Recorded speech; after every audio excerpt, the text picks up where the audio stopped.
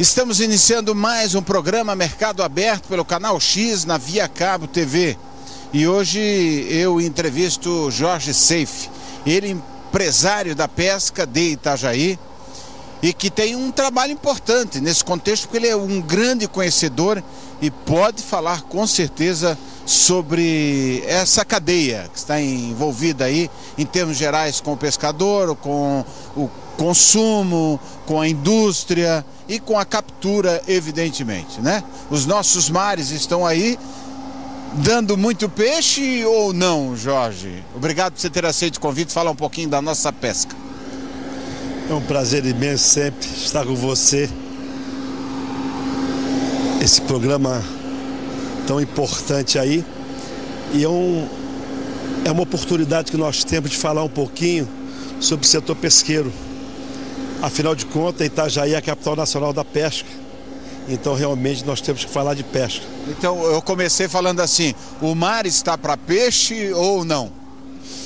Ô Graciliano, você sabe que a questão ambiental cada vez mais aperta mais para aqueles empresários que vivem da extração da natureza. E nós nada mais somos perante as organizações ambientais, somos predadores.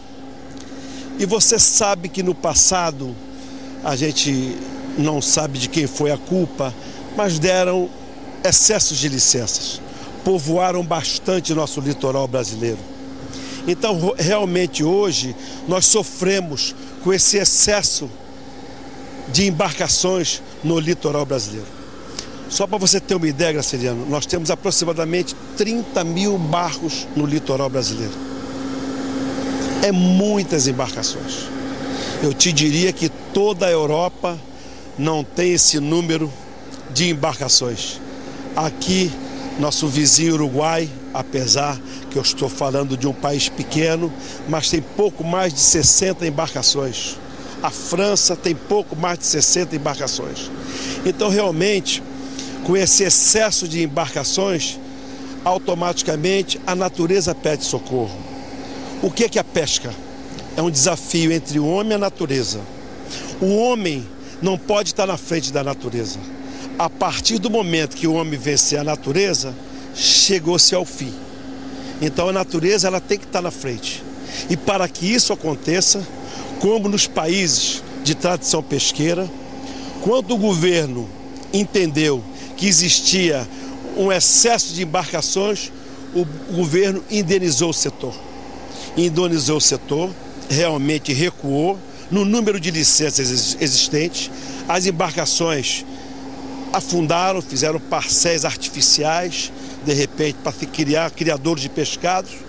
E eu acho que o Brasil está na hora de pensar seriamente nessa atitude onde os países desenvolvidos fizeram.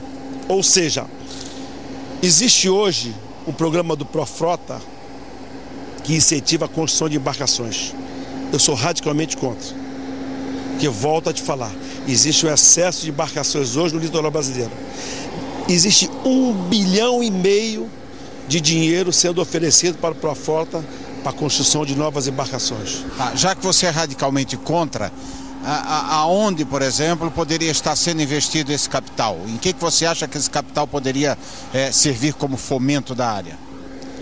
Principalmente na questão cultural dos pescadores, escola de pesca. É uma vergonha um Brasil com 8.500 quilômetros de litoral não termos de escola de pesca. O pescador, Graciliano, você sabe, ele vem de pai para filho, ele acaba aprendendo, o pai vai e leva os filhos para aprender a pescar. Ainda é assim, Jorge? Continua sendo assim. Ainda não existe nenhum programa, pelo menos que eu conheça, que a gente possa realmente profissionalizar esse profissional tão importante, que realmente é o pescador que é responsável por esse alimento tão saudável que o ser humano necessita, o ômega 3, sabe? É um alimento natural que tanto faz bem à saúde. Então eu acho que o Brasil tem que investir principalmente na questão cultural do pescador. Tá, agora, na questão profissional desse pescador, mas no investimento industrial, quer dizer, em que a empresa esteja bem focada e com qualidade também. Isso precisa ou isso os empresários estão fazendo, vamos dizer assim, a sua parte? Ô Graciliano, hoje existe uma deficiência, eu creio, de aproximadamente 10 mil toneladas de frio. Tudo que tem aí não é o suficiente para atender ao setor pesqueiro.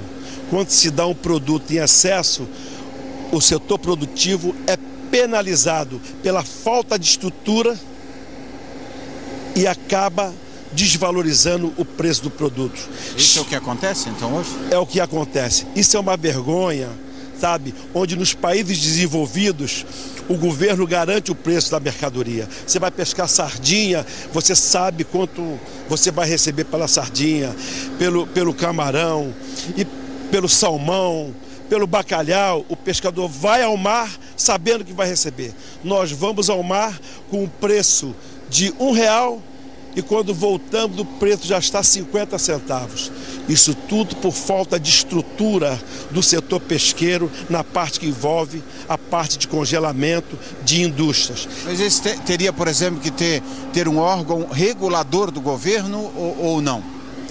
Eu acho que o governo tem que investir, já se falou há 3, 4 anos atrás, em frigorífico, em câmara frigorífica, principalmente no que se refere à sardinha, que é o nosso alvo principal. O Brasil realmente é um dos grandes produtores de sardinha e é um dos maiores consumidores de sardinha, talvez, do planeta. Então, as indústrias brasileiras estão em primeiro lugar na questão de consumo, na questão de produção.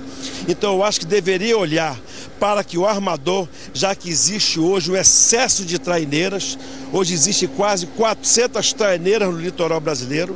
Primeiro, temos que fazer um programa de indenização aos armadores para que se diminua o número de embarcações. Esse é um programa que tem que ser feito imediatamente. E depois procurar estrutura terrestre para que naquele momento de fartura nós tenhamos a quem vender e não a um preço tão irrisório, tão criminoso, que acaba não custeando as nossas despesas, que cada vez aumentam mais. É o óleo diesel, que hoje representa 70% de nossa despesa, é gelo, é rancho. Isso quer dizer, um estoque regulador que mantenha o ano inteiro dentro de um mercado que não seja sazonal. Perfeito, porque a natureza, quando ela se apresenta, Graciliano, ela se apresenta de uma maneira muito veloz. E exatamente as nossas traineiras brasileiras são uma das mais eficientes do planeta. Elas são ligeiras, porque o nosso peixe está na costa, está próximo ao local de descarga. Por isso, realmente, a velocidade dessa ida e vinda é onde eu acho que o governo tem que investir, principalmente numa câmara aqui em Itajaí, uma câmara com uma capacidade de umas 10 mil toneladas, e também no Rio de Janeiro, que ultimamente, nos últimos 5 anos, a sardinha tem se apresentado no Rio de Janeiro. Com isso, vamos dar qualidade ao produto, vamos garantir um preço mínimo para o pescador, tá? E vamos também garantir às conserveiras o produto para entre safra. Você sabe que existe hoje 5 meses de defeso e hoje nós importamos quase 100 mil toneladas de sardinha. Essa sardinha nós poderíamos estar importando, não digo deixar de importar, que talvez não produzamos o suficiente para as conserveiras, mas pelo menos diminuir. Não com tantas diferenças às vezes, né? Perfeitamente, porque o que acontece? Quando a sardinha se apresenta, não temos aonde armazenar. Aí o pescador, ele não tem o controle. Ele acha que ele vai vender o produto, acaba pescando excessivamente, não tem critério, não tem uma cota para as embarcações, e o pescador, tadinho, ele acaba tendo aquela oportunidade naquele momento, o que o barco couber, ele acaba trazendo. Não temos para quem vender, Graciliano. O que acontece? Vai para o lixo. Com certeza, e é um pescado que o mundo todo quer, né? Perfeito. Agora, o seguinte, quando você fala, por exemplo, de importar a sardinha, já que você falou da sardinha, talvez seja dos principais pescados, vamos dizer assim, da nossa região. Quem mais, por exemplo, tem uma costa para sardinha? Na Ásia, por exemplo, tem? Marrocos, né? Hoje as conserveiras, como a GDC e a PepsiCo, elas importam de Marrocos. Marrocos é o grande produtor do planeta, né? Se trazia também da Venezuela, porém, com essa política do governo Hugo Chávez, acabou proibindo a exportação da sardinha. Tanto a GDC como a PepsiCo tinha estrutura na Venezuela e com essa política do governo de lá, acabou sendo extinta. E hoje é importado de Marrocos. Porém, a sardinha de Marrocos, ela não é tão importante como a sardinha brasileira, porque ela tem um tamanho muito grande. É uma sardinha de 6, 7, 8 peças, e essa sardinha é muito antieconômica para as conserveiras, que tem uma perda muito grande. A sardinha ideal é de 12 peças, 13 peças, é exatamente a qualidade da nossa sardinha. Que é a brasileira. Que é a brasileira. Jorge, vamos fazer o seguinte, vamos ao intervalo, voltamos já, estamos falando de pesca, do setor pesqueiro.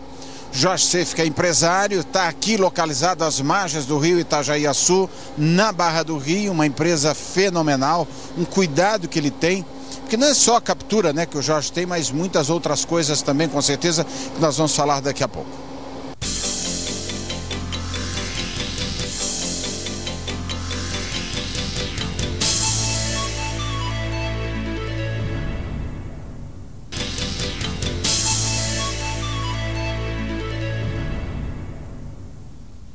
Retornamos com o programa Mercado Aberto pelo Canal X na Via Cabo TV. Eu falo com o Jorge Seif, ele da JS Pescados, e grande conhecedor da matéria quando se fala de captura, enfim, de pescado em si. Ô Jorge, eu estava falando no bloco anterior, né, que você não tem só pescado, você não tem só descarregamento ou venda, ou tu trabalha com gelo, tu trabalha com atendimento da manutenção de embarcações, enfim, tu é uma empresa, né, segmentada, vamos dizer assim, que atende em vários serviços. Exatamente, Graciliano. Ao chegar aqui, eu vim para cá em 97 e realmente atrás da Capital Nacional da Pesca, que é a nossa grande Itajaí.